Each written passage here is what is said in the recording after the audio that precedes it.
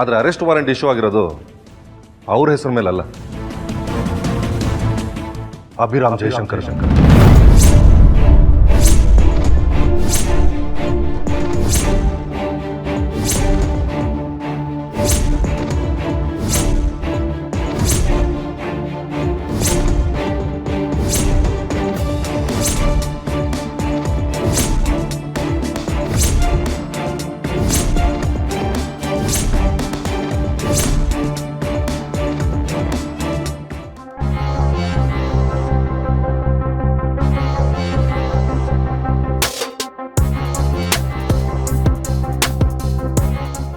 ನಿಮ್ಮ ಹೆಂಡತಿ ಅಂತರ ಅವ್ರ ಕೊಲೆ ಕೇಸಲ್ಲಿ ನಿಮ್ಮ ಮೇಲೆ ಆರೋಪ ಇರೋದ್ರಿಂದ ನಿಮ್ಮನ್ನು ಅರೆಸ್ಟ್ ಮಾಡ್ತಾ ಇದ್ದೀನಿ.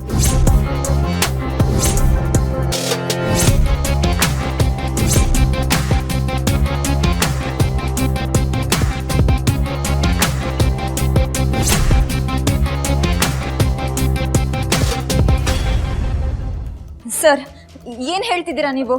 ಯಾರ ಮನೆಗೆ ಬಂದು ಏನ್ ಮಾತಾಡ್ತಿದ್ದೀರಾ ಅಂತ ಸೆನ್ಸ್ ಇದೆಯಾ ನಿಮ್ಗೆ? ನೀವು ತಪ್ಪಾಗಿ ಈ ಜಾಗಕ್ಕೆ ಬಂದಿದ್ದೀರಾ ಅನ್ಸುತ್ತೆ. ನಿಮ್ಮ ಕಮಿಷನರ್ ಹತ್ರ ನಾನು ಮಾತಾಡ್ತೀನಿ, ನೀವು ಒಂದ್ಸಲ ರೀಚೆಕ್ ಮಾಡ್ಕೊಳ್ಳಿ. ನೋಡಿ, ನೀವು ಹೇಳೋ ಮಾತು ನನಗೆ ಯಾವುದು ಕೇಳಿಸಲ್ಲ.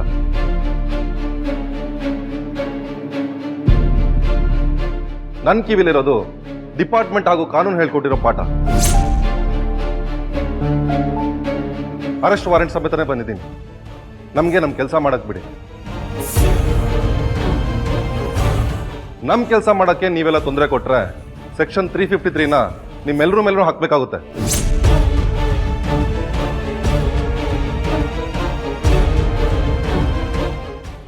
ಏನ್ರಿ ಹೇಳ್ತಿದ್ದೀರಾ ನೀವು? ನೋಡಿ ಇನ್ಸ್ಪೆಕ್ಟರ್, ಅವ್ರನ್ನ ಯಾರು ತಡಿಬೇಡಿ, ಅವ್ರ ಕೆಲಸ ಅವ್ರು ಮಾಡಲಿ.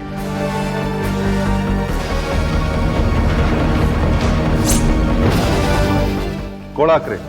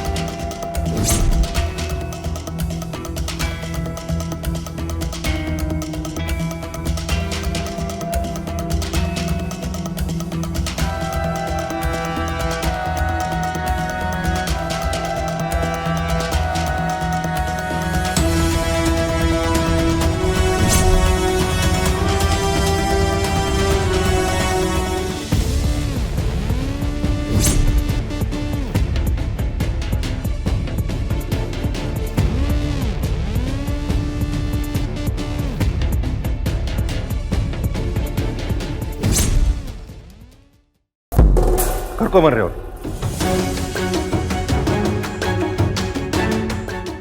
ಈ ಮನೆಯಿಂದ ಯಾರೂ ಸ್ಟೇಷನ್ಗೆ ಬರಬೇಡಿ, ಬರ್ಕೂಡ್ದು. ಬನ್ನಿ ಸರ್.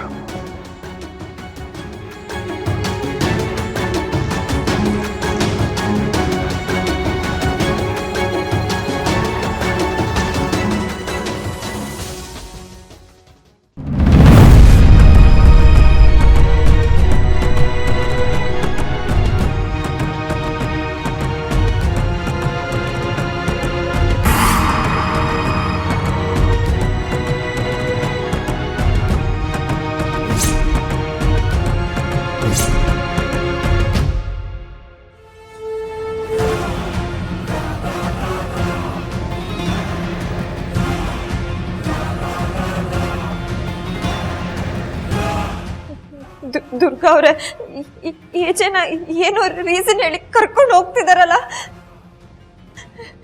ಏನಾಗ್ತಿದೆ ಇಲ್ಲಿ?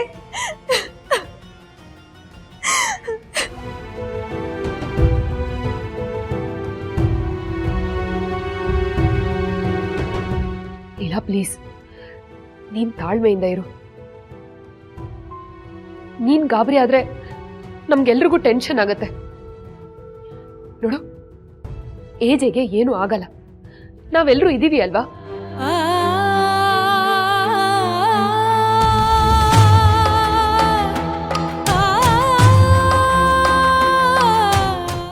ಇಂಥ ದರಿದ್ರ ಟೈಮಲ್ಲಿ ನಮ್ಮ ಮನೆಗೆ ಬಂದ್ಯೋ, ಎಲ್ಲ ನಾಶ ಆಗೋಯ್ತು.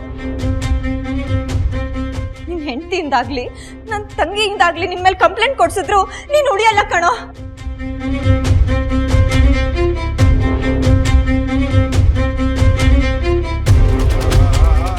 ನನ್ನ ತಂಗಿ ಜೀವನ ಹಾಳಾಗೋದ್ರಿಂದ ತಪ್ಪಲ್ಲ. ನಿನ್ ಹೆಂಡತಿ ಮುಖ ನಿನ್ ಮಗು ಮುಖ ನೋಡ್ಕೊಂಡು ಸುಮ್ಮನಾಗ್ತಾ ಇದ್ದೀನಿ. ನನ್ನ ಕಣ್ಮುಂದೆನೂ ಕಾಣಿಸ್ಕೋಬೇಡಿ, ಆಚೆ ಹೋಗಿ.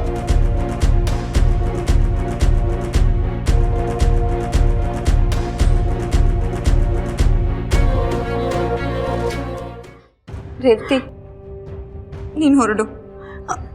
ಇಲ್ಲ ಅಕ್ಕ, ಇಂಥ ಪರಿಸ್ಥಿತಿಲಿ ನಿಮ್ಮನ್ನು ಬಿಟ್ಟು ನಾನು ಎಲ್ಗೂ ಹೋಗಲ್ಲ. ನನ್ನ ಮಾತು ಕೇಳು. ಎಜೆ ಅರೆಸ್ಟ್ ಆಗಿರೋ ವಿಷಯ ನ್ಯೂಸಲ್ಲಿ ಬಂದೇ ಬರುತ್ತೆ. ಯಾವುದೇ ಕಾರಣಕ್ಕೂ ಅಪ್ಪ ಅಮ್ಮಂಗೆ ಈ ವಿಷಯ ಗೊತ್ತಾಗಬಾರ್ದು. ಅದಕ್ಕೆ ನೀನು ಮನೆಗೆ ಹೋಗಲೇಬೇಕು, ಅದನ್ನು ತಡಿಲೇಬೇಕು.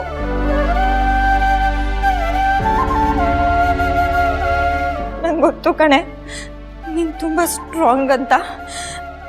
ನೋಡು, ಆ ಥರದಲ್ಲಿ ಯಾವ ನಿರ್ಧಾರನೂ ತಗೋಬೇಡ. ನೀನು ಹೊರಡು.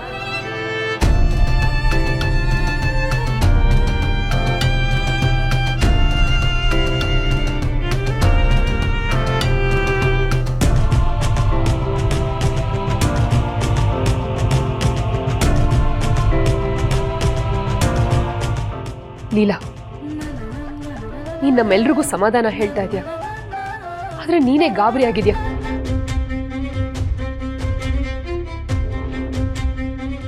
ನೋಡಿ, ಇಲ್ಲಿ ಯಾರು ಟೆನ್ಷನ್ ಆಗೋದು ಬೇಡ. ಮೊದಲು ನಾವು ಲೀಗಲಿ ಏನ್ ಆಕ್ಷನ್ ತಗೋಬೇಕು ಅದನ್ನು ಮಾಡೋಣ.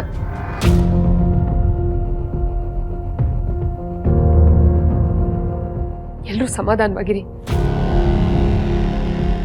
ಮಿಕ್ಕಿದ್ ನಾನು ನೋಡ್ಕೋತೀನಿ.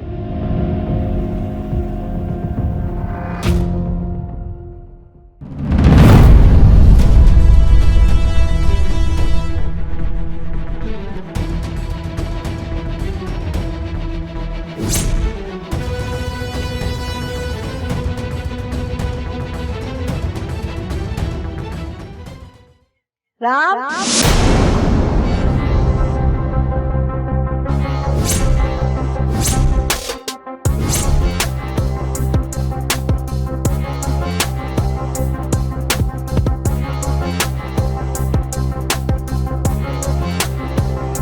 ಲೀಲಾ, ಇನ್ನು ಗ್ಯಾರಂಟಿ ಹಿಟ್ಲರ್ ಕಲ್ಯಾಣ.